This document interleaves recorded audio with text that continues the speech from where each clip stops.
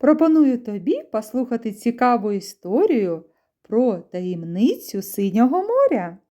Жив-був відважний капітан Максим на великому білому кораблі. Його матроси були дуже працьовитими.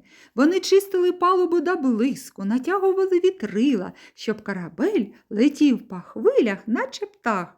Одного разу на горизонті з'явився інший корабель з чорним прапором. Це були пірати, але наші пірати зовсім не були злими. Вони просто любили грати в хованки та шукати скарби. Коли кораблі зустрілися, головний пірат вигукнув: «Гей, моряки! Ми знайшли стару карту, але не можемо розібратися, де схована скриню з ласощами».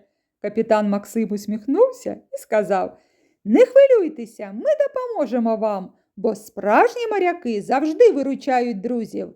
Моряки та пірати разом вирушили до безлюдного острова.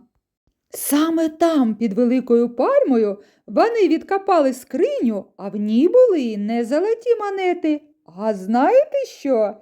Найсмачніші у світі шоколадні медалі та соковиті фрукти. Ось таку цікаву казкову історію ви зараз послухали.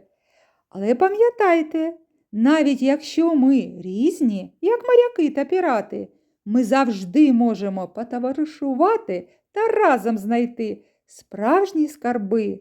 Це дружбу та веселощі.